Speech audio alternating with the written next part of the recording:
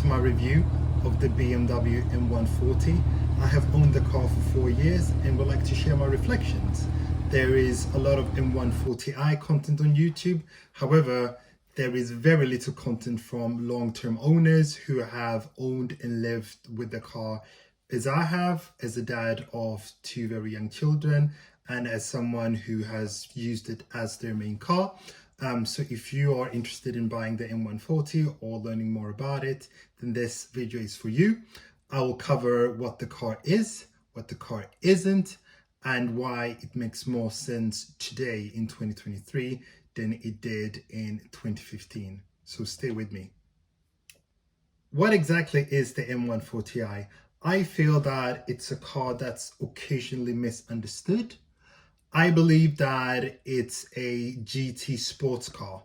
I know this sounds like marketing jargon, but let me explain.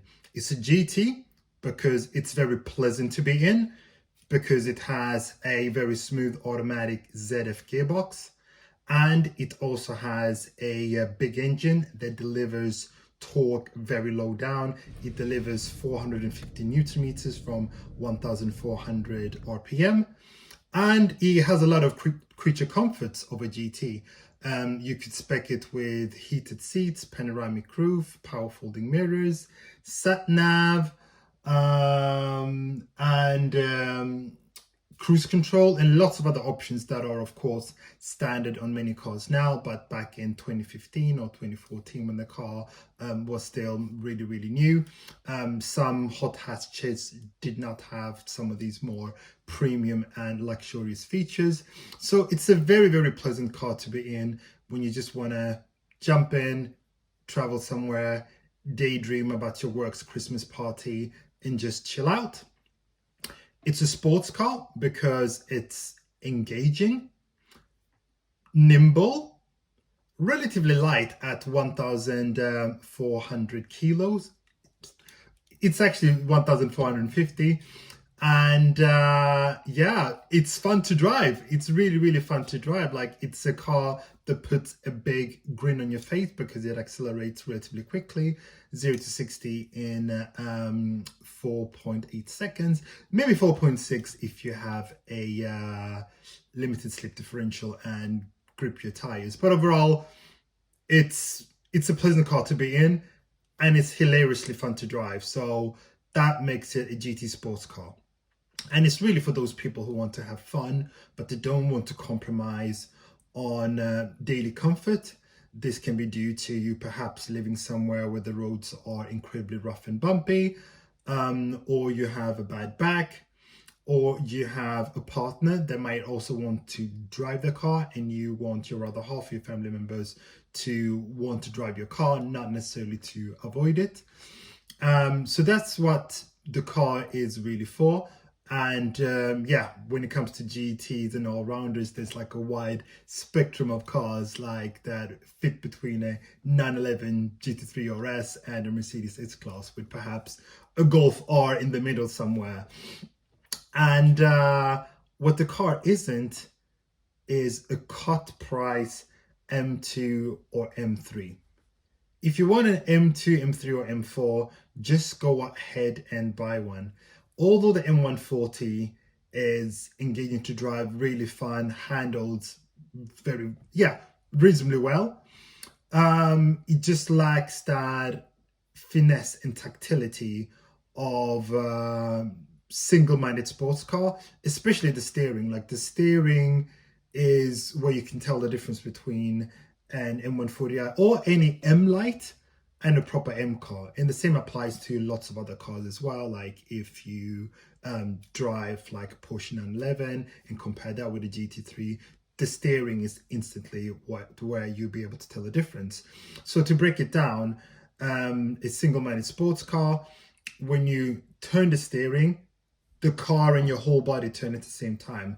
But if you're driving an all-rounder or a car that's a little bit more relaxed, there's almost a little bit of a delay whereby you turn the steering wheel, the wheels turn, then the body of the car, and then you turn. Obviously, it doesn't happen with like a 4-second delay, but you can just sense that your brain, where you want to go, doesn't instantly translate to the way you move your wheels and the way that the actual car goes. So yeah, so like if you really want a sports car, really just get an M2 competition or get an M4 or buy a Porsche 718 GTS. And if you don't already know, the B58 engine, and if you don't already know, the B58 engine is spectacular. It's easily one of the best engines ever made, especially when combined with the ZF 8-speed gearbox. It basically offers the best of both worlds. It offers low down torque of a diesel, but then offers the high revving nature of a sports car engine. And it offers that with a lot of grunt, in the sense that it has a growling exhaust that kind of goes from growling from about 2000 RPM and then transitions to a more pitchy noise as you climb up to 8000 RPM. It is utterly spectacular, and most importantly, it's super reliable. So reliable that you can tune it and add an additional 150 or even like 200 horsepower without there being a big risk of the engine blowing up. In fact, it's so reliable that Toyota chose it as an engine for the new Supra. Enough said.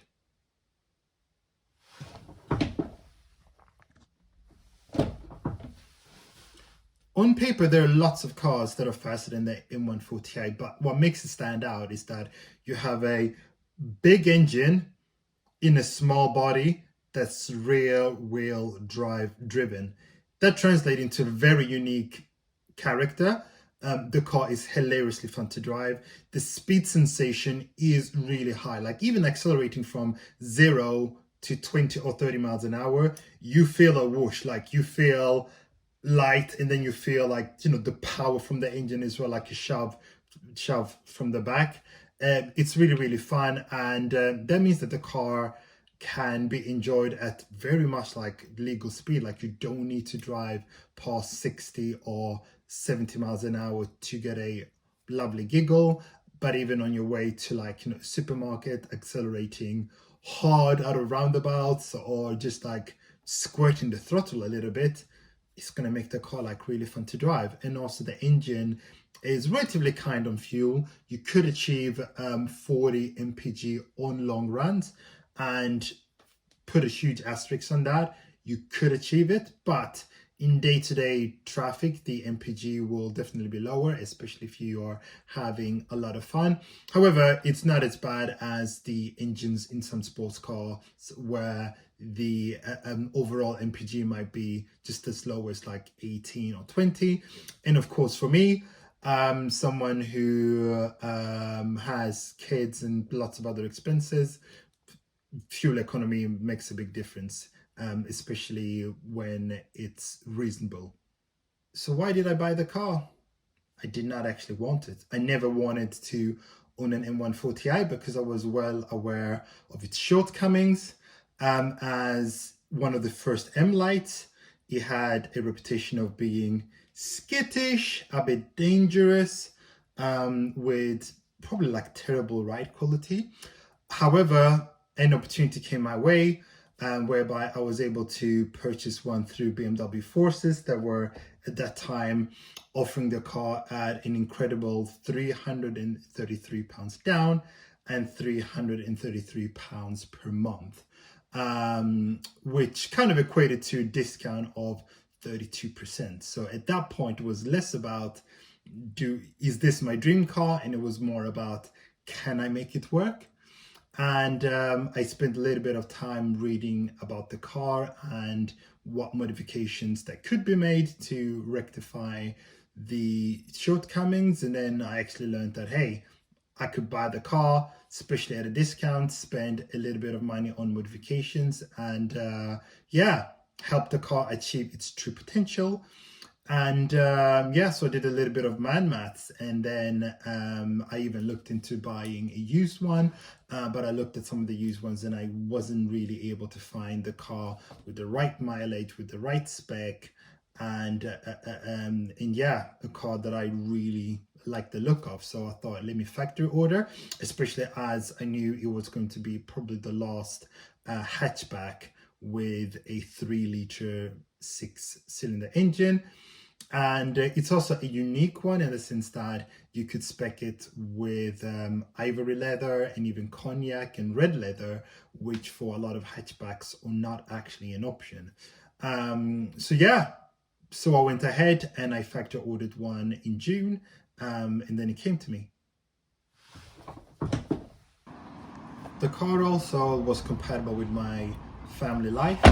Yeah, with 2 young children, I really needed a car with 4 doors. At that point, I also had a new BMW SUV as well. So the M140i was kind of the second car. So I needed a car that was practical, but also one that my other half at that point would enjoy driving. And I also needed the car to be economical and very reliable. And as a performance car, the M140i is very reasonable. Like, it doesn't have M tax on parts, it doesn't have AMG tax, and yeah, the engine and gearbox are pretty bulletproof.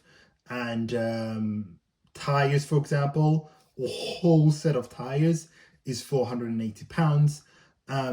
If you buy something like a Nissan GTR or C63 AMG, £450 might only get you 2 tires. And also it's rear-wheel drive, so that means it doesn't have a center diff, which, because they can be super sensitive to tire changes, where if you change one tire, you have to change the other one on the same axle, and sometimes change all the tires basically on all axles, because if the differential senses a big difference in the tire circumference, it thinks that the car is losing traction and grip, and then the center diff starts like overworking itself and it basically fails. So there's quite a big difference when you're able to change one tire for £120 versus being in a position where, if you own like an X3, where you might need to change all 4 tires at the same time for about £1,000. Really big difference. And also fuel economy is reasonably good, because at that point that time when I bought it, I was working from home.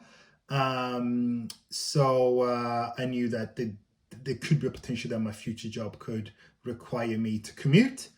And I would want to make sure that I own a car that is commutable in. You could, of course, commute in a BMW M2 competition and other sports cars. But first of all, mileage would be really expensive. Fuel economy would be terrible. And yeah, some cars are not as suited to, or not as economical to commute in because of those reasons. And also, I like the slightly inconspicuous nature of the car as well. Like, at that time, I was occasionally traveling into London, and I could park it at the train station or on a residential road, and I would know that it wouldn't attract too much attention.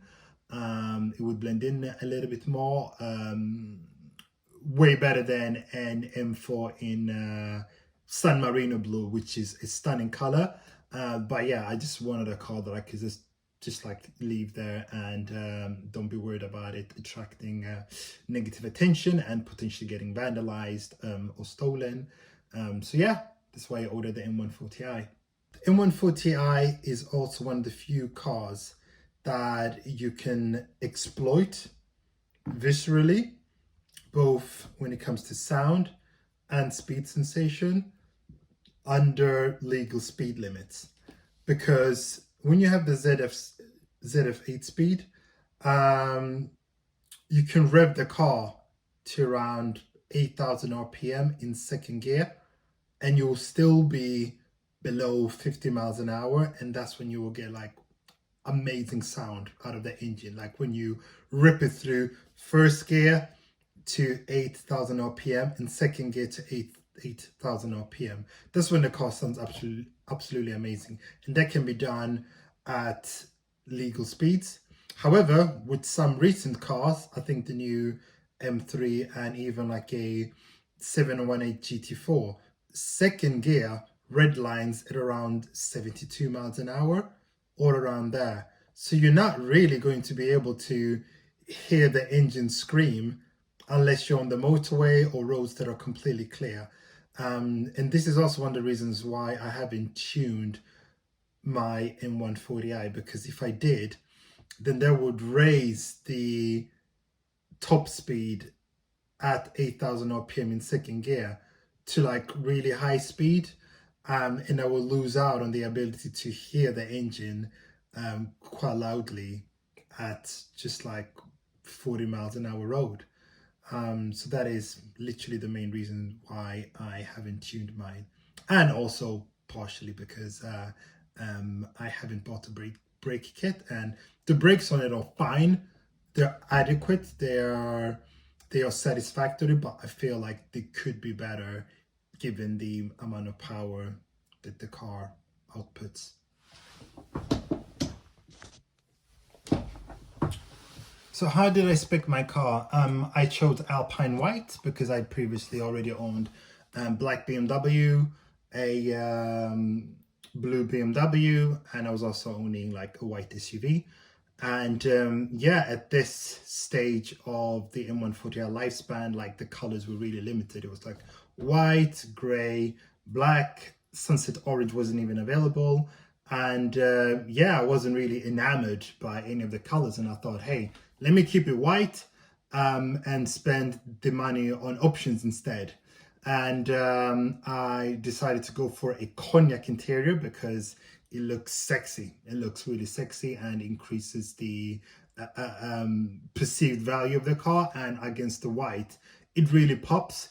It's a color that very few people order because I don't think that the configurator does it justice. Sometimes it looks a bit orange, sometimes a bit brown, sometimes a bit like diarrhea. So you can't quite tell what it looks like. And if you walk down to your local dealership, they might not even have a BMW with a cognac interior, and therefore the default color to spec becomes brown, comes black. Ivory, a lot of people are scared of it because they think it's going to look absolutely stained, but I have always had like light colored interiors, and the way to keep them clean is buy two products: Auto Gloom leather cleaner, Auto Gloom leather feeder. Apply those once every 6 weeks, and the car is going to remain looking absolutely immaculate inside. Like I'm a family guy. I've had kids eating chocolate in my car. You could eat Magnum in any of my cars. It will fall on the leather, and I'll be chill about it because the chocolate will sit on top of the leather feeder, which is basically like a protective barrier. And then once you wipe the chocolate off, it will not be in the grains of the leather. So don't be afraid of interiors that are not black. Like maintenance is super easy. Just 5 minutes of wiping and cleaning every 6 weeks. That's all it takes. So lots of people online say, hey, don't get cognac, it's awful, go with black. And then there's the inlays, which are usually like aluminum. I wasn't going to say silver, but it's aluminum. I chose black piano, which everyone again says, don't spec that, it scratches easily, it's a dust magnet, and it's a fingerprint magnet as well. So I ended up speccing the interior options that everyone tells you not to get, and the combination is stunning. Like as soon as I get into my car, I just know it's my car. It just makes it feel like a gentleman's club. And it also livens up the interior as well, and lots of people that have seen it in real life really loves it. I can talk about it forever, so I'm going to move on there.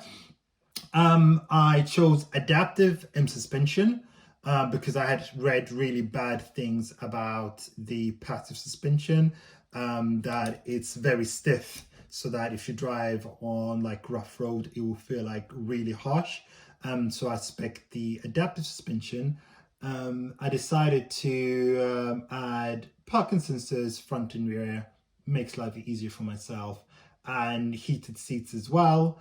And reversing camera, I added that too because I just had it in my head, like if you add a decent number of options, that will make you less tempted to want to upgrade to a new car, because you would already have all the tech that you want.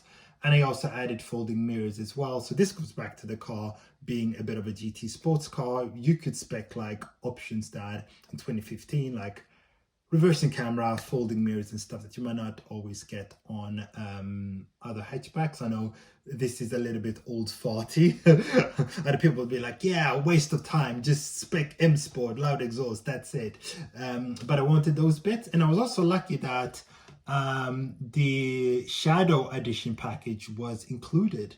So that included Harman Kardon sound system, extended storage, which is a net for the boot, like, you know, cargo nets to tie things down, but also storage nets behind the front seats. And that's been fantastic to have. And it also included smoked headlights and taillights and a black grille. And luckily all of this came to a list price below 40,000, which was a big deal because that means that the car wasn't subject to a VED surcharge of, I think, around £350 per year. So as a result, VED for this car is like £150 or something per year for a car that does 0 to 62 in 4.8 seconds. Absolutely fantastic. And it might not seem like a lot of money in the grand scheme, but trust me, if it's in the middle of the summer and you're going on holiday and life is throwing bills and expenses at you and you need to pay £350 more than you would want to do, like that money will hurt, because that's money that you would rather put towards a holiday or something else. One thing that you cannot see on my order sheet is an LSD, mechanical limited slip differential. So this was fitted pre-delivery by BMW Park Lane, and it's something that I was debating about whether to get or whether not to get, because it was quite expensive, £2,500 including fitting. But I really wanted one because I wanted to be able to use the power that the car offers, and I would want to use the power with confidence and also whilst feeling secure and safe, not just for myself but also for other occupants. So without that being added, you can see the total for the car. Here it says 3,100, and then you basically deduct my deposit, £333, and the deposit allowance by BMW Park Lane of 4,000. So the total bill with options, £2,693. Absolute bargain. I think a Golf now, 2-litre Golf, costs that much or even more. And then even if you add an LSD to it for £2,500, that comfortably brings it under £30,000, which is really, really cheap. So I'm glad that I managed to get a car at this price. And for me, the bird suspension was also a big lesson in learning that passive suspension can be better than adaptive suspension, because ultimately suspension is a compromise. And even if you have adaptive suspension or like air suspension, the spring rate might be fixed and there will always be like a bias towards sport or comfort and maybe somewhere in between. And I highly recommend that you always test drive cars with different suspension options, because even adaptive suspension will differ by car, even under the same brand, under the same car manufacturer. So never assume a car with adaptive suspension rides the same way another car will, because there can be some slight different nuances where you might find that comfort isn't comfortable enough, or sport isn't sporty enough, or the sport is too harsh, just leaving you with a comfort setting. So then you've paid for adaptive suspension, but only one of the settings is useful and the other one is not. But it's great, and I didn't really miss adaptive at all once I had changed, because it meant that I could jump in the car and focus on driving and not switching back and forth. And I also had a BMW X3 as well, and I had family members drive both cars, but sometimes when they were heading out, they would just pick their M140i because it's smaller, but they would never complain that it rides harsher than the X3 with adaptive suspension and 19-inch alloys with like huge tire profile. So there was really no loss, which was really impressive to see.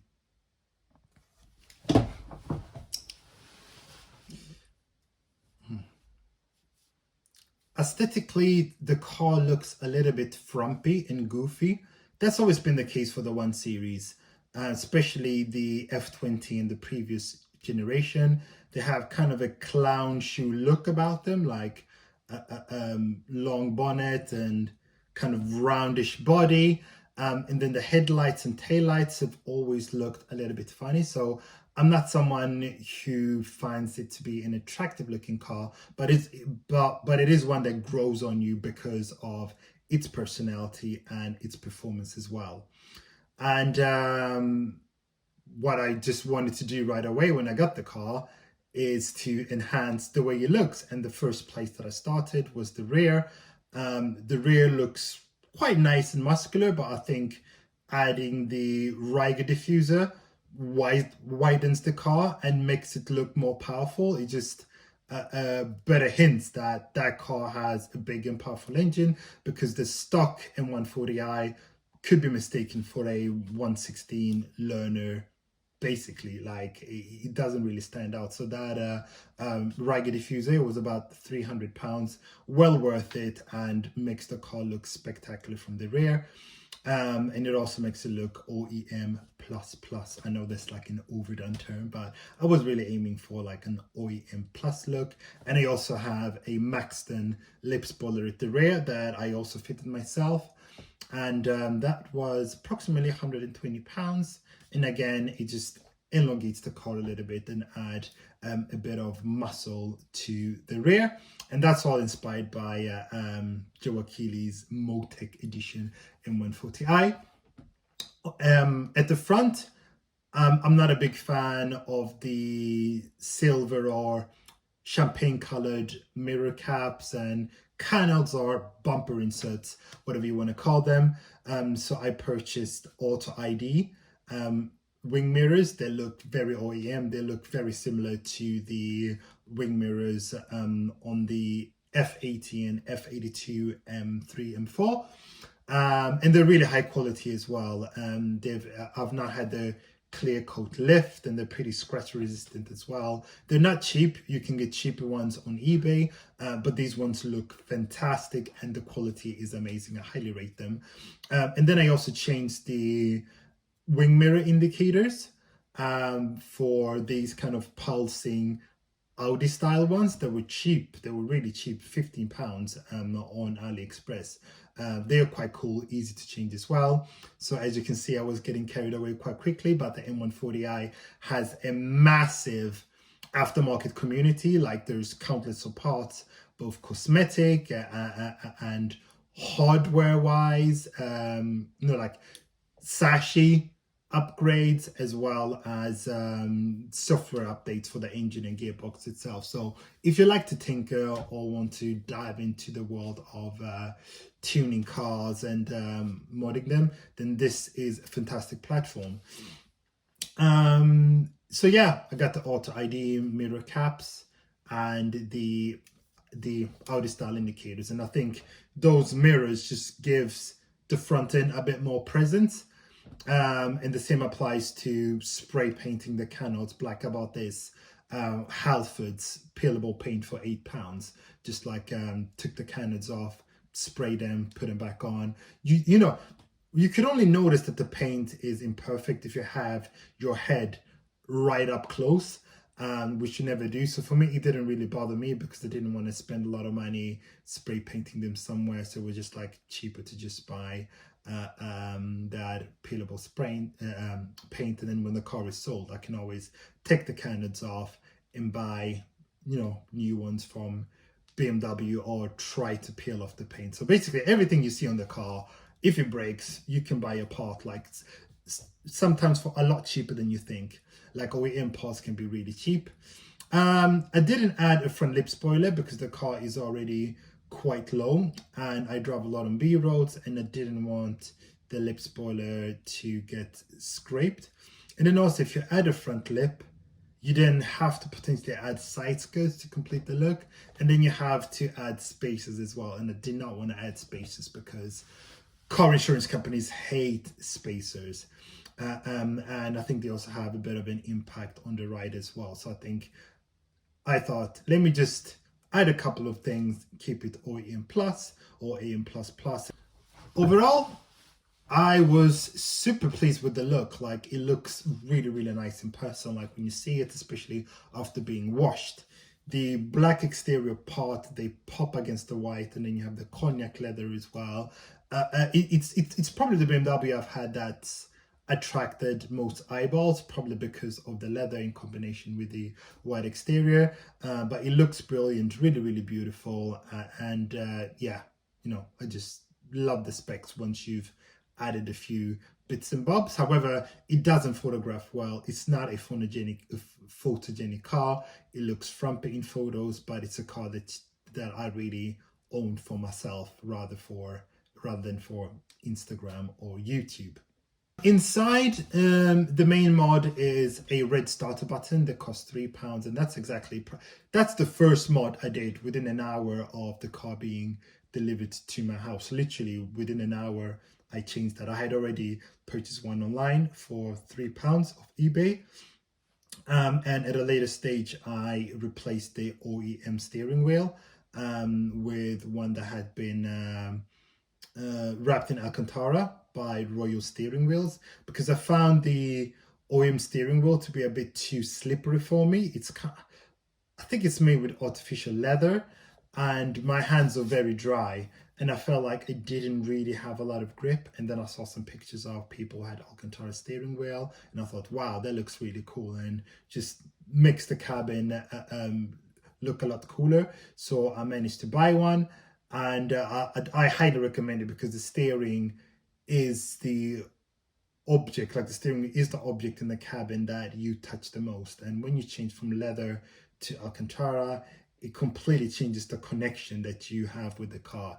It makes it feel sportier, special, racier as well. And the Alcantara still looks really good, primarily because, again, I don't sweat too much and I don't eat a lot of snacks in my car.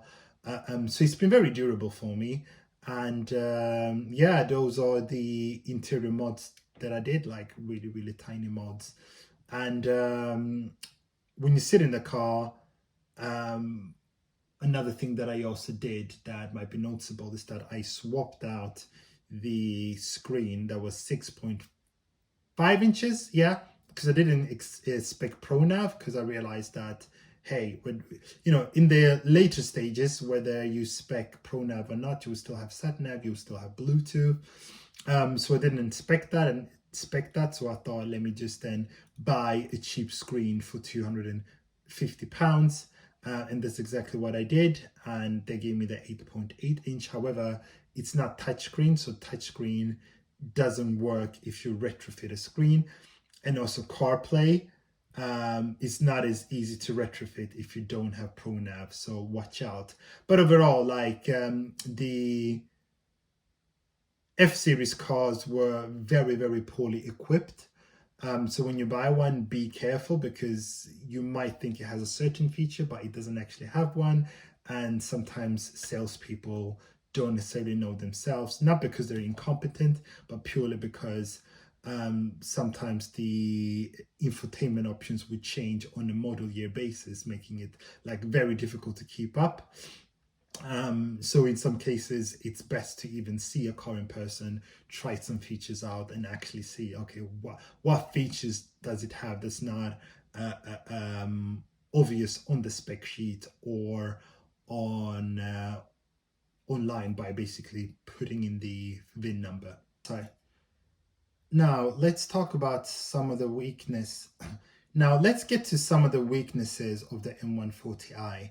And I'm going to cover all the sashi and performance mods that I've done. And I'm probably going to start to speak about some of the ones that I think are most important, that are low-hanging fruits. The first one is tires. From factory, it came with Michelin Pilot Super Sports, and so did a lot of F-Series cars.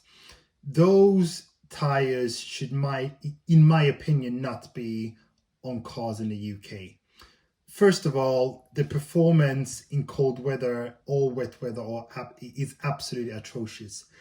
Grip is terrible. Like during winter or even when it's a little bit cool, I can maximum use like 20% of the power without the wheel spinning.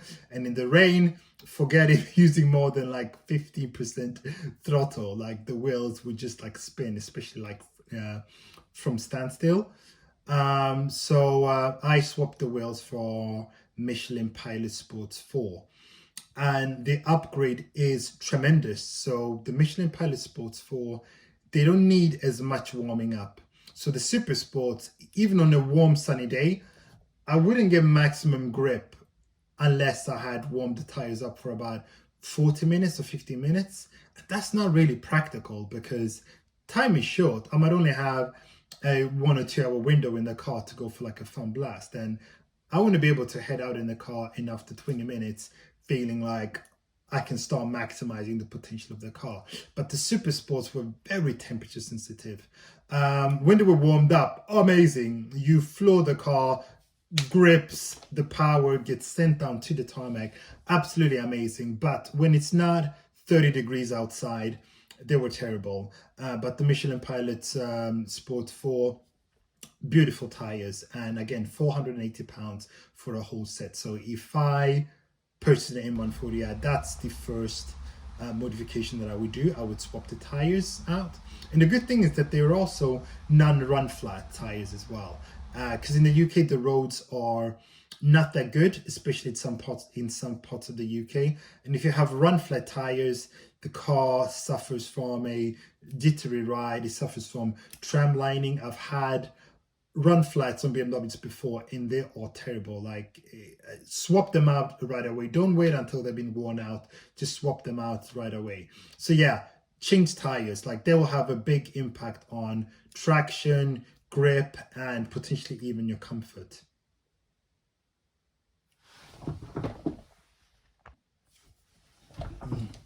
And also, speaking about comfort, the M140i has 18-inch tires. 18-inch alloys, which is a good size, and it's also one of the reasons why I purchased the car, because I knew that that would make the ride feel quite compliant on bumpy roads, because I mainly drive on B roads. So for me, having a car with low profile tires is simply not an option. It just makes no sense because the ride is going to be harsh.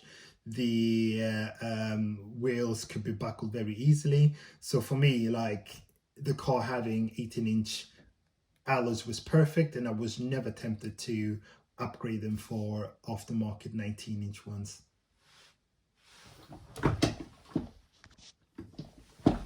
Continuing on with the theme of comfort, I specced adaptive suspension from factory because the passive suspension has a bad reputation, whereby the suspension was mainly set up for the car carrying 5 adults on the motorbahn.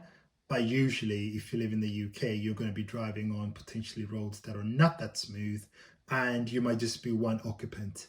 Therefore, the passive suspension wasn't actually set up for how most people would drive the car in the UK. And swapping out the suspension doesn't actually have to be that expensive. The good thing about the car is the aftermarket support. So there's lots of suspensions options out there, and I don't just mean separate springs and dampers, but actual kits where the springs and dampers have been matched up to work together on the M140i. So I wanted a suspension that would basically be compliant, but also be allowing me to do some spirited driving. And the adaptive suspension in comfort mode is lovely. You jump in and the car is just easy to drive. It's like a GT, engaging-ish, not that alert. And then if you whack it into sport, it's stiffer and you feel like the car is more ready to go. However, I did not get along well with that suspension. In comfort mode, it was too comfort orientated, as it should be. It was more like an all-round setting. But in sports, it was too pogo, When I mean pogo, I don't mean like harsh. There was this rubbery bounciness where if you hit a manhole cover or a bump, there will be like a micro delay with the car just bouncing until it's settled. So I just felt like my head was bouncing off the headrest and I didn't really have a lot of confidence in the car. I felt like I was constantly switching from sport to comfort, like multiple times in a car journey, whilst never being happy. And that's when I decided to explore aftermarket options. I looked at coilovers like KW, suspension that have adaptive and non-adaptive ones as well. They're all a little bit expensive, but they're really good suspension, and KW also supply suspension to lots of other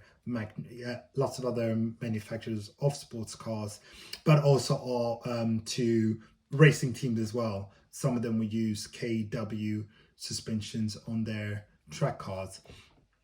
So I wanted suspension that was true to the spirit of the car as a sports GT. So I basically went to Birds and I had a demo ride in one of the cars that had the Birds B1 suspension, which is essentially the Bilstein dampers and Ironback springs, something called the B12 kit, but they have adapted it and tuned those parts for the M140 on British roads. And yeah, I was super impressed with the passenger ride. Like Kevin Bird intentionally drove over sunken manhole covers and potholes, and I could feel the car hitting them, but it absorbed them and it settled really quickly.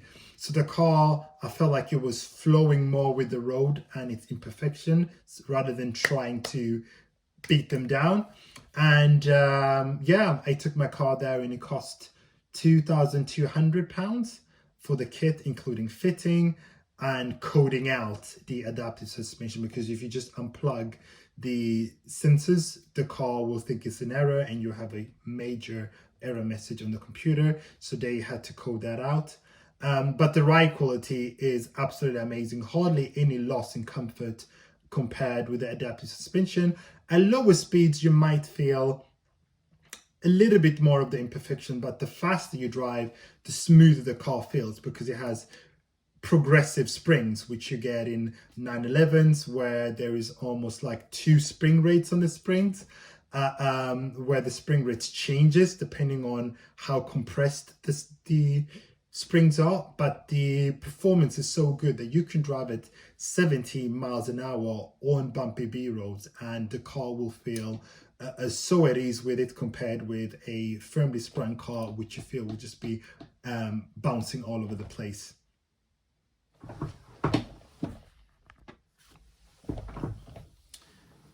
And for me, the Bird suspension was also a big lesson in learning that passive suspension can be better than adaptive suspension, because ultimately suspension is a compromise. And even if you have adaptive suspension or like air suspension, the spring rate might be fixed and there will always be like a bias towards sport or comfort and maybe somewhere in between. And I highly recommend that you always test drive cars with different suspension options, because even adaptive suspension will differ by car, even under the same brand, under the same car manufacturer. So never assume a car with adaptive suspension rides the same way another car will, because there can be some slight different nuances where you might find that comfort isn't comfortable enough, or sport isn't sporty enough, or the sport is too harsh, just leaving you with a comfort setting. So then you've paid for adaptive suspension, but only one of the settings is useful and the other one is not. But it's great, and I didn't really miss adaptive at all once I had changed, because it meant that I could jump in the car and focus on driving and not switching back and forth.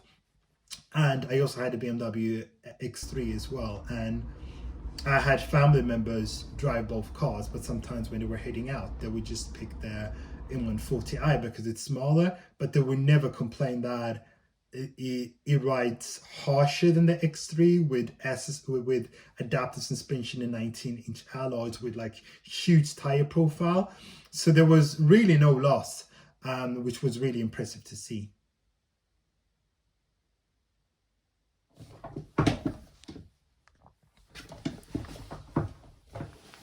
Yeah, because overall suspension upgrades aren't really seen as that glamorous because you can't visualize what the differences will be. Because if someone tells you, here's a mod that will give you an extra 100 horsepower or 500 Newton meters, you can visualize what more power is, but with suspension you can't really do that.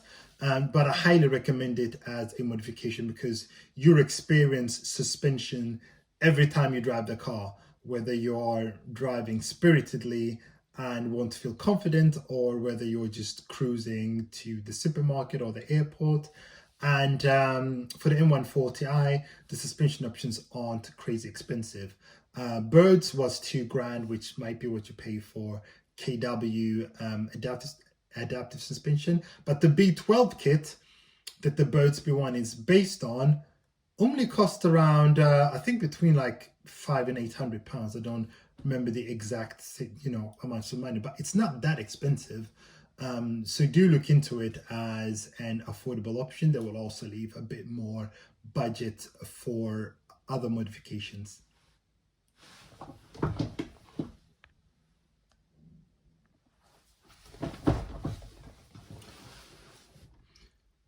The most expensive and probably most talked about modification for the M140i is an LSD. An LSD is a limited slip differential, and what it essentially does is transfer power between the wheel with most grip and the wheel with the least grip. The majority of cars don't have an LSD because they don't really need one. Like if your car produces 100 horsepower, it doesn't really need an LSD because there's not a lot of power that needs to be managed in a short burst. But the M140i is rear wheel driven, and the engine produces about 450 to 500 Newton meters.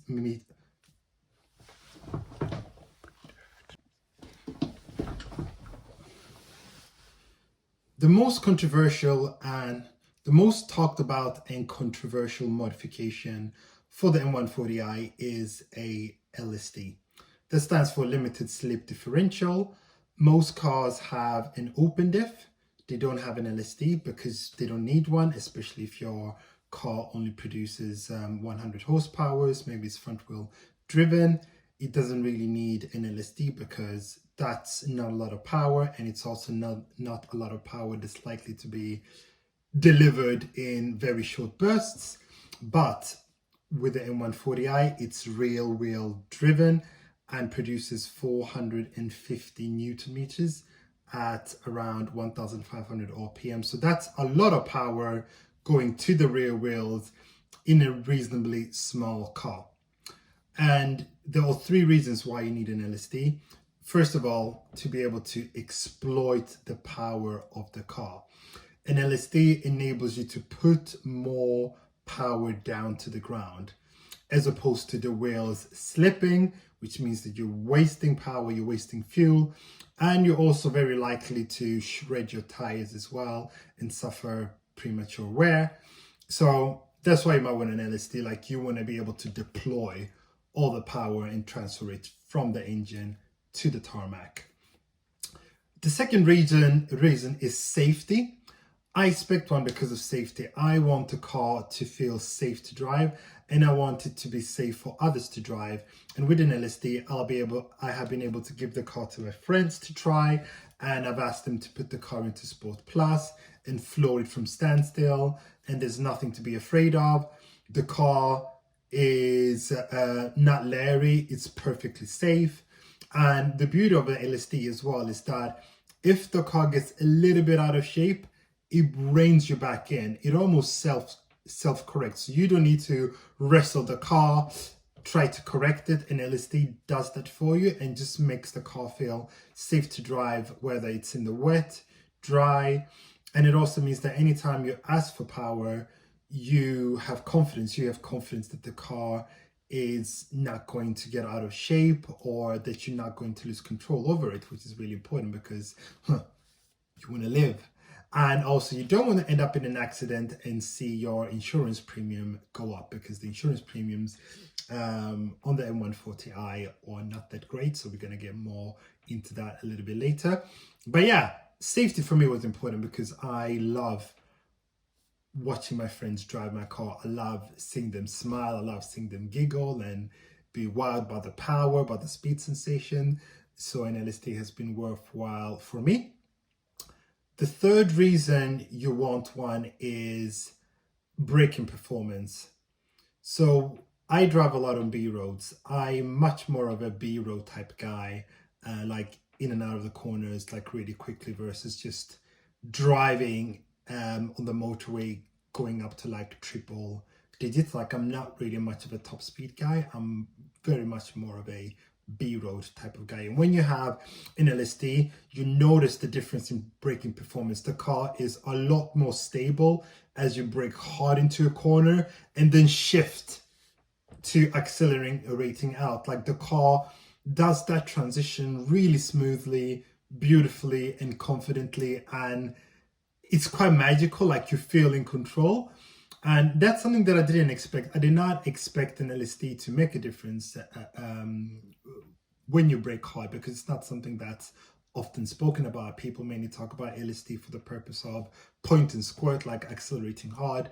But for braking performance and also exiting corners, the LSD transfer power in a way which a open diff simply doesn't. And I've also heard that the BMW LSD, which is made by Dexler, it shifts power differently to a Quafe LSD. So I recommend reading into both and maybe, choosing between the two, because the cost is relatively similar, but that there are some nuanced difference in how they perform. But you might only notice those differences if you're driving the car really, really hard. But overall, for B roads, the LSD is well worth it. And I can also drive over sunken manhole covers in the wet, and I can accelerate hard and the car would not get out of shape. So it's a big investment, but totally worth it. The final sashi modification that I've made to the car is an underbody brace. So it's an underbody brace, basically links the center of the car, like the sashi, with the rear subframe. And the car doesn't have one of those as stock, but the 2 Series, that one has one, and it basically fits on the 1 Series. And it just makes the car feel more at once. Meanwhile, if you don't have one, it feels like when you turn or drive aggressively, the sashi move and then the rear just follows along. It doesn't all feel tied together properly. And that bracing helps. Like, that really helps. And it only costs £100, £120, and it's very easy for anyone to fit. And I had it fitted at Birds when they changed the suspension, so I highly recommend that. Some people go a step further and they change the subframe mounts for solid ones, just to increase the connection between you as the driver, as the road, because the solid subframe mount transmit a bit more vibration, a bit more feel of the car. So that is something that you could consider, but I didn't, because I still wanted to keep the car faithful to its purpose as a GT sports car. Yeah, so how do these pick and mix sashi mod make the car drive? Makes it drive amazingly well. It's difficult to describe, because sashi modifications is something that you feel in your spine. You feel them when you turn, you feel them in the lateral movements of the car, but usually the impact is basically greater than the sum of its parts. And in this case, I feel the modification that cost me roughly £4,500 makes the car feel like a 75 grand car. to basically drive. It makes such a big difference, because I also, before I purchased the car, I test drove a F-Type V6, and I find that the M140i drives better. It's more entertaining to drive. It feels sharper. It's just a better car. The Jag has a better exhaust note, but to drive, the M140i with my modifications is a better car. And I also test drove and considered a 992 Carrera S. Nice car, perfection, post perfection. The way the car disappears within 30 seconds and you're feeling at one with it is astonishing. It's one of those things that Porsche can only accomplish. But it was also very expensive, £115,000, and it felt like the M140i offers you 80% of the daily drivability and thrills at 20% of the price, or like 15 to 20% of the price. So for me, once you've done the mods, it's a truly spectacular car. It drives exceptionally well. And even if you compare it to an 8 Series 840i for 70 or 80 grand, what's the difference? Both have the same gearbox and engine, but the 8 Series weigh a few hundred kilos more and doesn't feel more entertaining to drive. And comfort-wise, not much between them. So that makes the M140i a bargain. And luckily the mods aren't that expensive, and they're also very easy to reverse. And also the mods haven't really spoiled the way that the car feels. The car is fantastic. Like when you just want to cruise, it feels like a 320i or 120i. You just jump in, and the ZF gearbox is brilliant. Like you don't feel the gear changes, and paired with that engine and its low down torque, at motorways, the car cruises at around 1,200 RPMs at 70 miles an hour. All nice and chill, not a lot of drama. And then once you put the gearbox into sport, the engine into sport, and rev it past 3,000 RPM, the car becomes raucous, it becomes aggressive, it becomes violent. So it offers you best of both worlds in a practical package as well. And there's very little about it that actually annoys you because the engine is good, gearbox is good, and the suspension, once it's sorted, the car is beautifully balanced. So it's a very easy car to live with, depending on like basically no matter what you want to do, like whether you want to drive spiritedly, cruise, or chat with a friend in the car. Like the engine noise is not really obtrusive. Like if you're below 4,000 RPM, like, you wouldn't even know it can rev that high and sound quite loud until you really floor it.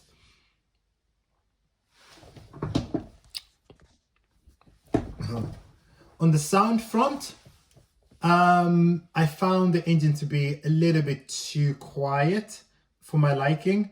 Below 2,500 RPM, you don't really hear it that much. It's quite quiet. Like maybe like a little bit of a hum, like you feel like there is maybe a powerful engine there, but it doesn't tell you that there's a 3-liter 6-cylinder engine there. And I felt like stock, unless you're past 4,000 RPM, you won't really hear that much of the engine.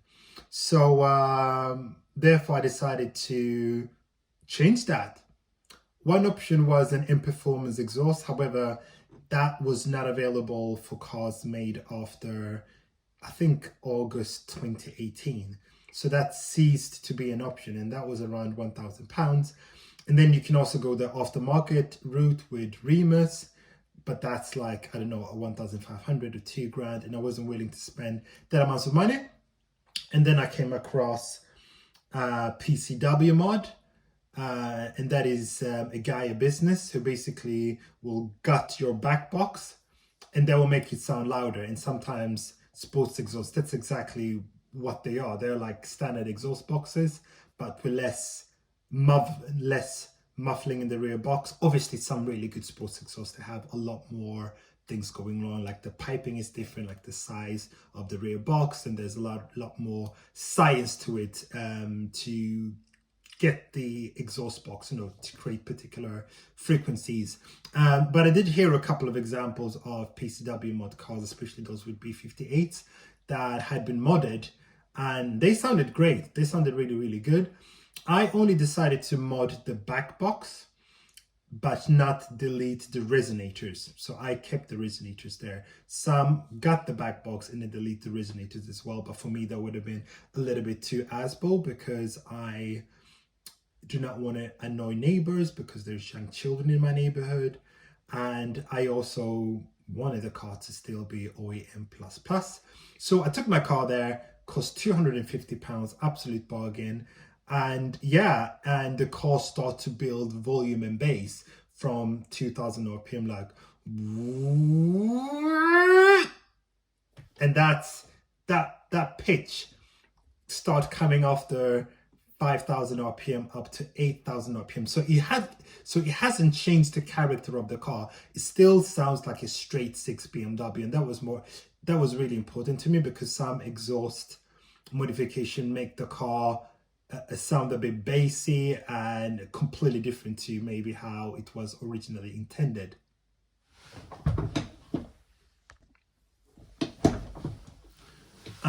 So for me, I just wanted the car to retain its acoustic character, but when I'm just cruising in comfort, you don't really notice that the exhaust has been modified.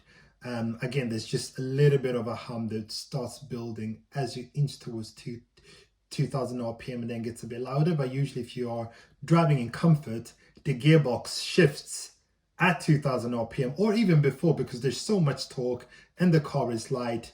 You find that the gearbox just shifts quite early, and you never really hear the exhaust being loud at all. Unless you have the car in sports and you really accelerate hard. And that's good. That is really, really good, because if I had bought the manual car, it would have been slightly different. So the manual car, I think on the motorway, it's at 70 miles an hour, because it only have, I think it's 6 speed or 5 speeds. Sorry, don't have it in my head. At motorways, it kind of hums at 2000 RPM.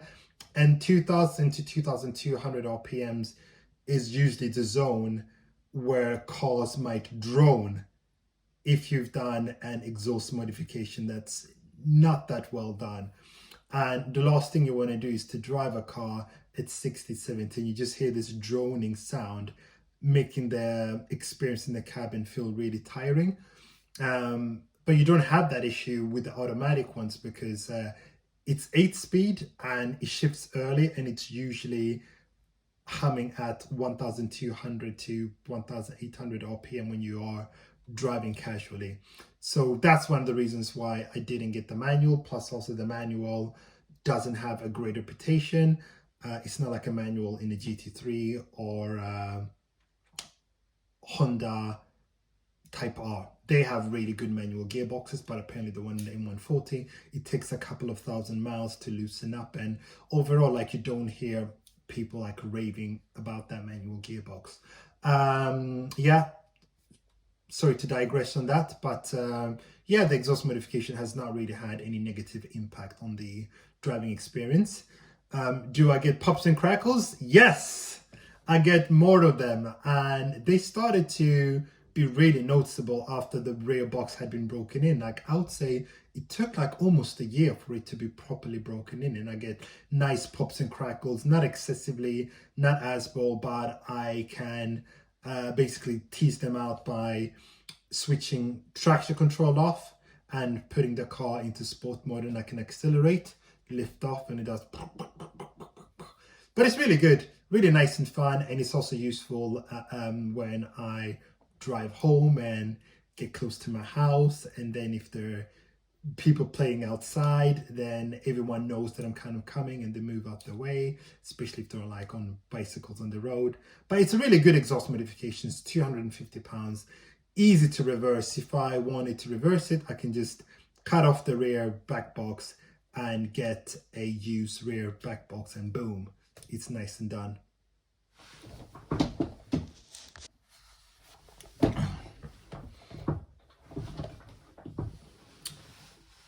On the practicality front, it's a very easy car to live with. It has 5 doors, and also the doors have reasonably good aperture, especially if you like to use the back seats. So up front, the seats don't really look that stunning, and but I like them because I'm relatively slim. So for me, they fit me perfectly. They also have adjustable side bolstering, which is really nice, and they can squeeze you quite far. So if you're slim, that's perfect because the side bolsters will keep you in place. However, if you're a little bit of a larger person, you would find that the seats in the recent BMWs are a lot bigger and a lot more accommodating. However, those bigger seats, they don't squeeze you in as much. So if you're slim, you might find yourself more comfortable in the seats in the M140i than sports seats in the more recent BMWs. And I also like that the seats have a tilt function.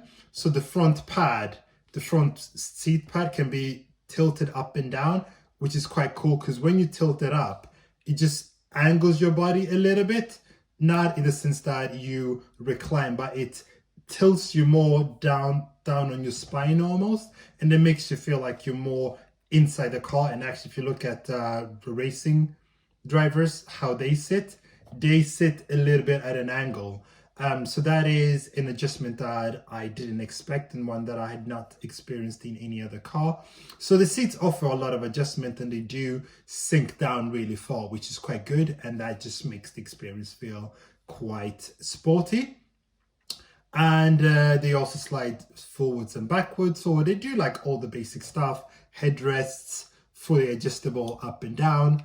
I know this, this might seem obvious, but often with cars, it's the little things that make a difference.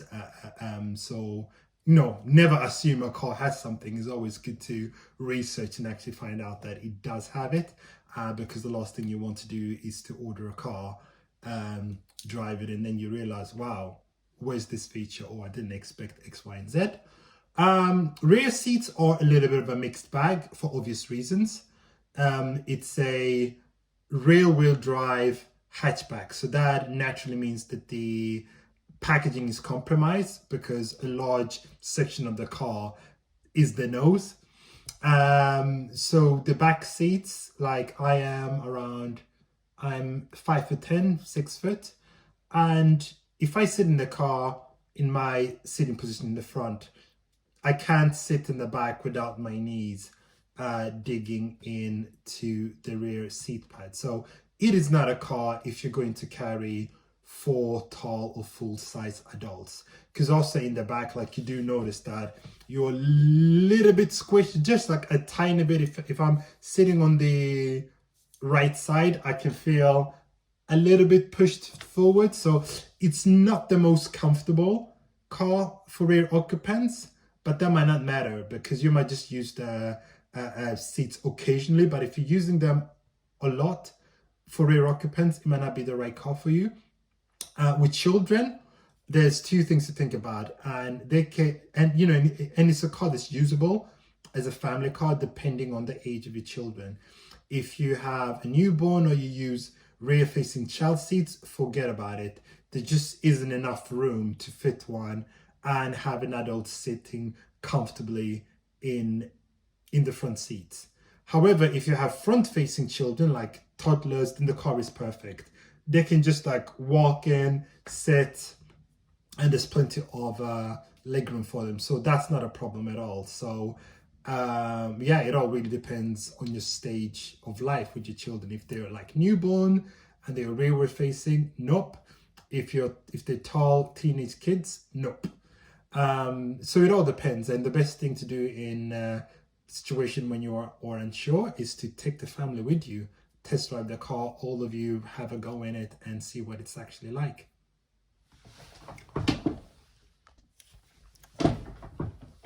The good thing about the rear seats is that I have storage nets and they are great for putting things in.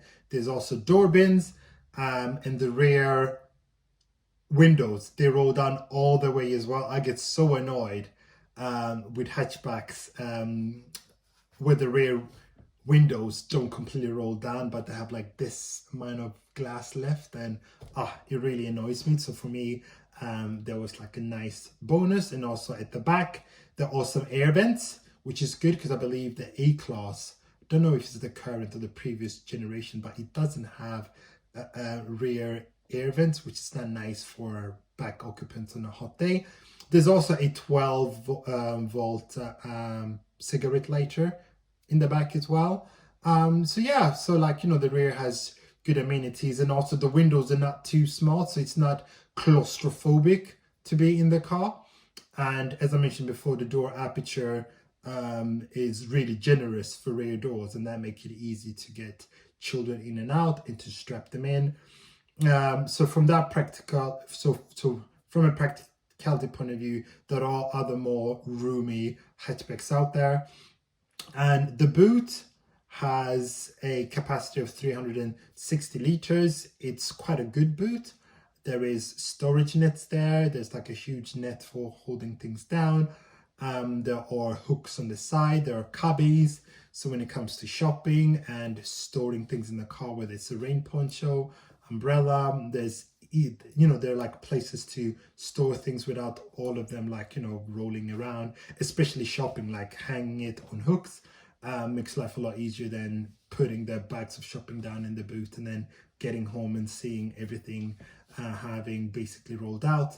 And you know, if the car is a little bit too small for you, you could buy an F30 and 340i with the same engine, same gearbox, similar options, but just a little bit bigger.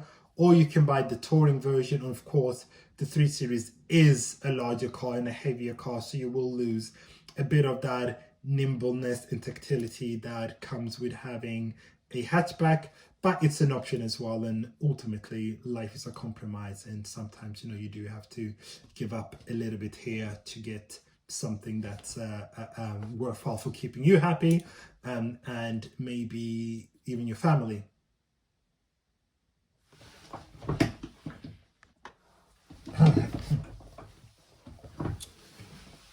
Overall, I've been extremely pleased with the car. So has my friends and family as well. They've absolutely loved it. And yeah, my kids call it Kinder because it's like white on the outside and then chocolate on the inside. And I remember my daughter once asking me, "Daddy, why is your car brown inside?" And I said, "Yeah, well, that's how I wanted it, you know, to be." So it's a good car, or else I wouldn't have owned it for 4 years. I have test driven lots of other cars, but each time I left those cars, even though I had a good experience, I was then happy to be back in my M140i. And that's usually a sign. Like if you drive a nice car, a good car, and you get back into yours and you're still happy, that's a sign that you chose the right car. So for me, it's been a bit of an unsung dream car in a way. I never wanted one, but it's really made me happy. And I've used it for everything: shopping, school runs, taking things to the dump by folding down the rear seats, and moving house as well. It's truly been a versatile car, and it's also a difficult one to replace because there wasn't a direct successor unless you are considering the recent M240i. That's X-Drive. However, that's still a little bit of a sideways move in the sense that it's kind of the same gearbox, same engine, although there's small modifications such as a larger fuel pump and a few other bits and bobs. It's still kind of the same car. And also anything that's a lot more exciting tends to be 3 to 4 times the price, and also comes with more expensive upkeep. So it is very difficult to replace. And I've also driven some really good potential replacements. Like I drove the Toyota Supra, and the Supra has the same engine and same gearbox. And the Supra, where it differs, I would say the steering is a bit more direct. It's not super crisp, it's just more direct. And the Sashi suspension is a bit firmer than the suspension that I used, the Bird suspension, but it was still compliant and fluid. So edging slightly more towards sports car than GT sports car. Where on some roads, if you're just cruising, like you feel more of the road, but it wasn't harsh, it wasn't bad. I would live with that. In fact, I love the suspension in the Supra. I love the steering wheel. It drives really good and you can live with it. Like, that's how good it is. Like, it's sporty, but still very livable, where if you give the car to someone who isn't into sporty cars, they won't complain that, oh, this is too harsh, it's too bumpy. So I highly rate the Supra, but at the time when I drove it, it was very expensive. It was about 50 grand, 54 grand, so almost twice the price of an M140i, but it looks more stunning, it's beautiful. But I had big question marks on myself whether that money was worth paying. However, it's available on the used market and prices go down, and I'm sure in a couple of years the Supra will be a much better value proposition.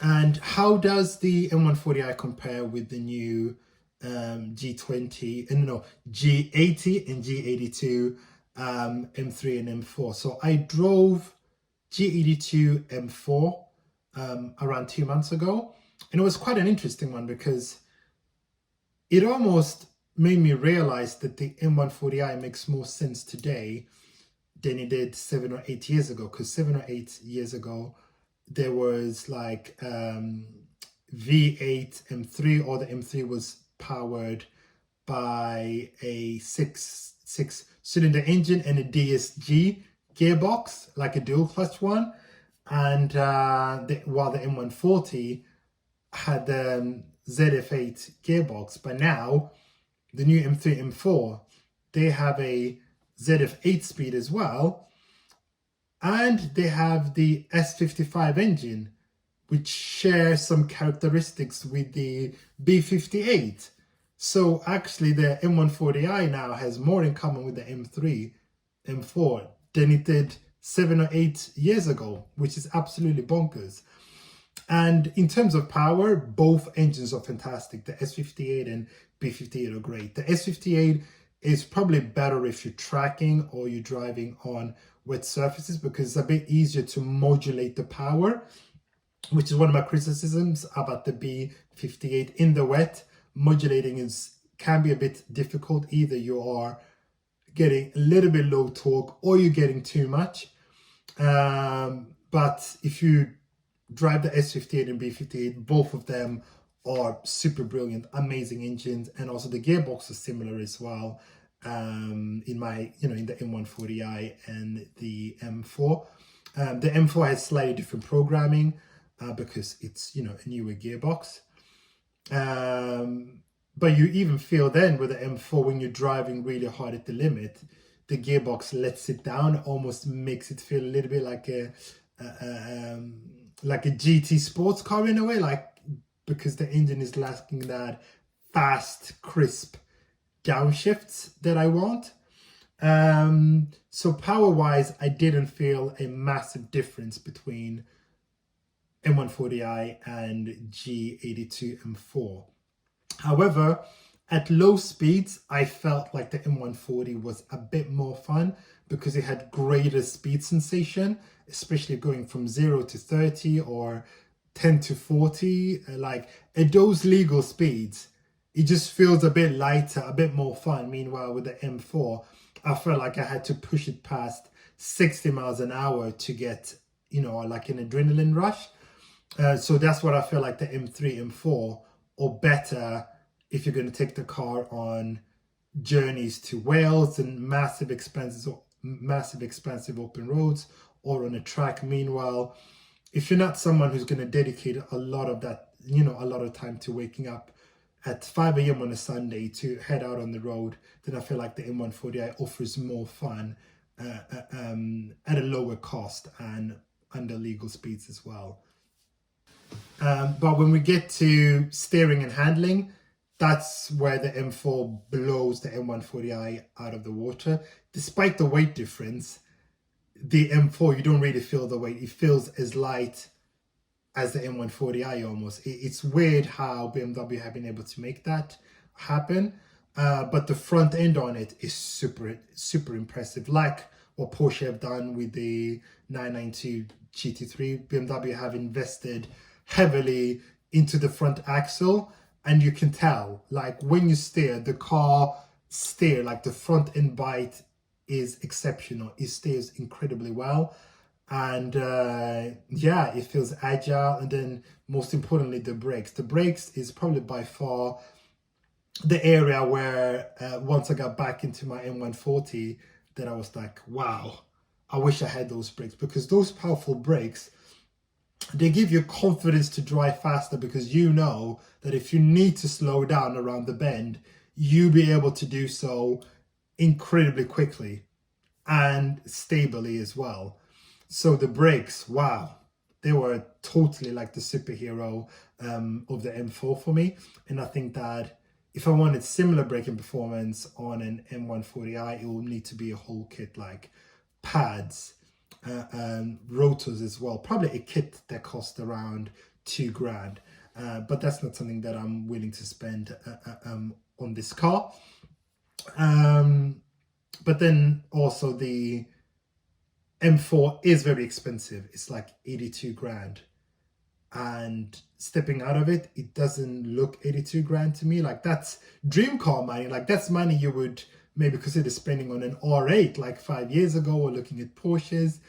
So that's why, you know, I kind of see the M4 as a natural next step, specifically, you know, the M3. But there's also that mental block about paying 4 times more for a proposition that I don't feel fully justifies it. But it's early days, and there will be option to look at used M4s in a couple of years' time as well, once they start to dip down to $40,000 and $50,000. So clearly you can tell that my view is that the M140i was a great purchase in 2019, but you might wonder, is it a good purchase in 2023? I say yes, but it depends. Car prices have gone up considerably, and interest rates are also high, so that makes cars super expensive to buy new now.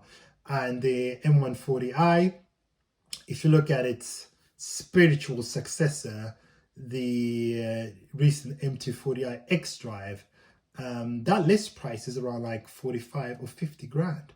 And the M340i, I think that one is about 54 grand if you want like 4 doors. So that's quite a lot of money, considering that you can get an used M140i for 19 or 20 grand with largely the same engine and gearbox. So it's a lot more affordable than a lot of recent cars, especially if you want a rear-wheel drive experience with a powerful engine. And that could be something that you want to experience. You want to experience those characteristics of a traditional sports car, then this is a car that allows you to dip your toes into that, especially if you've never experienced a very powerful rear-wheel drive car. So this could be very, you know, kind of a reasonable stepping stone for you. One reason why you might not want to consider one is because the G20 3 Series, the M340i, it's starting to come down in price. Used ones are starting to touch on 30 grand. And G-Series cars are considerably better equipped than F-Series cars. F-Series cars were terribly optioned. They were terribly equipped from factory, and they were flawed. But G-Series, they have higher level of standard equipment. The M340i, it has an LSD, it has 4-wheel drive, the suspension is good. I've driven one, so the car out of the box, it feels sorted. You don't need to spend 3 or 4 grand on mods. So if you have a bit of money to spend, financially you could be better off buying a used M340i, because the residual value of one in 2 years' time will be higher than it would be for a slightly overpriced M140i, because usually people want to buy, you know, the latest stuff. Plus also, if you haven't done any mods on the car, it becomes a lot easier to sell, easier to trade in as well, because when you do mods, you sometimes don't get the money back when you sell the car. However, for the M140, there is a market for modded cars. Like there are people out there who deliberately looking to buy a used one that already has all the bits that they would put on the car themselves. But if you do have some money to spend, then I would look at the M340i. It's not going to be as nimble, but the bigger picture is it's still a fantastic car. It still has the B58, and it still has the ZF Speed gearbox, which together are like Batman and Robin, but it also has CarPlay, larger screens, and lots of other stuff that's quite handy. And you might be wondering, why haven't I mentioned the M135i? That is also good to consider because that's an X-Drive. That's the recent 1 series. It has a 4-cylinder engine. Out of the box, it's going to be a good car. Doesn't need any modding. However, it is front-wheel drive based with rear-wheel drive, and the transition of power can be a bit jerky from front to the rear wheels. How the diff shifts the power, distributes it. So it's not going to be like the M140i. It's a different car. They're not comparable. They both offer different experiences that have their own merits. What you can do for yourself is to test drive both and see what you think. Regarding costs, it's a very reliable car, super reliable. I haven't had any issues with mine at all. It's been very reliable. It started at every opportunity. I haven't had any random warning lights, and it just works. And that's also been my experience with the ZF gearbox in my previous BMWs. And also the engine is great. There's no break-in service. There's no expensive maintenance schedule, etc. Servicing is quite normal. It's similar to what you will pay for most cars nowadays, like a service being £300 for a minor one or major one. That's done if you like 2-3 years, like £600-800. So we're not talking massive amounts of money. So given the performance of the car, servicing is really affordable. And also brake pads, they don't cost a fortune. Brake discs don't cost a fortune. Tires are around £110-120 per corner. And fuel economy, it's up to 40 mpg. I think I did achieve 40 mpg on a run to Gatwick one time, but that's one when a big section of the motorway was limited to 50 miles an hour. So I achieved 40 mpg, and I have achieved close to that on other runs, but it's usually when the engine has been running for an hour. That's what I feel like with this car. Like fuel economy is good on longer journeys, but for shorter journeys, it's not that great. So during winter, especially, the MPG for short journeys can be 17, can be 18.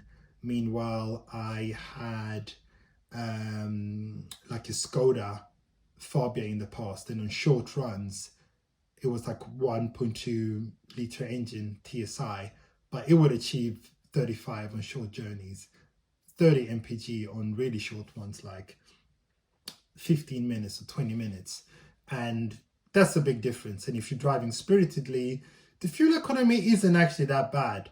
Like 2021, like, I mean, shifting at 6,000 RPM, 8,000 RPM and really honing it, that's when it's quite kind. It's not a car where you see low tens, like 11 mpg on a spirited run, or like 7 mpg, which can be the case with some sports car. So I think the fuel economy is actually fine. It's okay for what it is, and also given the car's performance. But don't be mistaken to think that 40 mpg is something that you are going to achieve on a short supermarket run or every single day. Like, it's not the car for people who want to conserve petrol, but it is a car, performance car, with decent fuel economy. That's the best way of looking at it. Where the car isn't great is insurance. This is a car that has been driven by a lot of young people, some who've ended up in accidents, some they've written off the cars, and as a result, that's been reflected with insurance premiums. So I've been paying £690 a year, and I live in a safe neighborhood. I have a few years no claims bonus, and I've never been in any accidents. I don't have any points, but still paying £690. And some insurance companies were quoting me 1,300 or even £2,000. And I can imagine if you're under the age of 30 or you are 25, like this car will be cost prohibitive to insure, which is why a lot of young people, they drive 116i's or 116D because they're a lot cheaper to insure than a rear-wheel drive super fast hatchback that doesn't have an LSD and gets written off quite easily. And it also gets written off quite easily because the traction control on the car is terrible. It's really dangerous.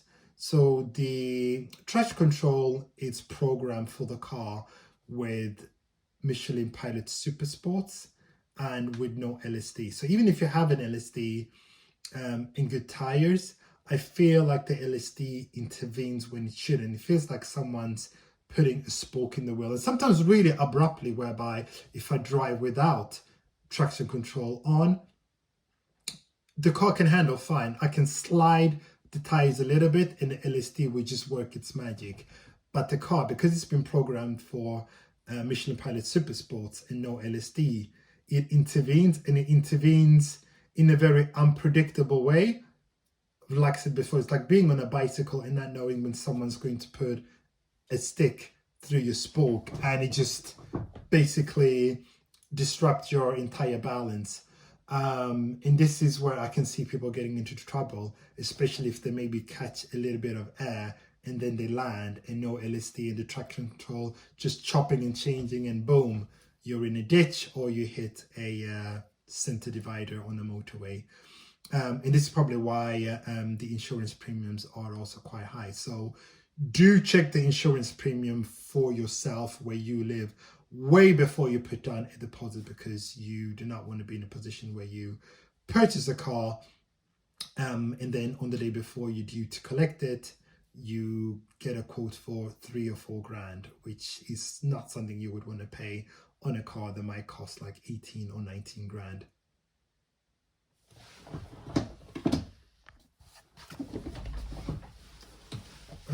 So what does the future hold for me and the M140? The car has actually recently been sold, so hence why I'm putting this video together. So I'm ready to move on to the next chapter. And before I do that, I just want to share as much about the car as possible and basically help others who want to hear from a long-term owner. And I'm probably not going to look for a direct replacement because it's a difficult car to replace if you're looking for an all-rounder. And a lot of recent cars, they are becoming hybrids, they're getting heavier and more expensive as well. So there's not going to be a 5-door hatchback with a 6-cylinder engine and rear-wheel drive only. Like, that's not going to be around anymore. And also I feel like I've reached a point where I do not want an all-rounder. I want a single-minded sports car. I want one that does one thing really well and it looks stunning, and then I have a separate car for family duties. Because otherwise, if I look at all-rounders, everything is a compromise, and you also end up spending a lot more money than you should. For example, the new M3 or M4, buying one of those, that's way more expensive than buying, let's say, a Boxster GTS plus a daily car. So for me, it's just going to feel a bit more economical to split the two out, have a family car, but then also have a single-minded sports car that I can then potentially change without it, impacting my ability to get on with my normal life. But thanks for listening, and I hope that this video has been useful to listen to and to watch as well. And if you have any questions about my ownership or what I think about the car and things about it that I haven't covered, just fire away some questions in the comment section. Thanks.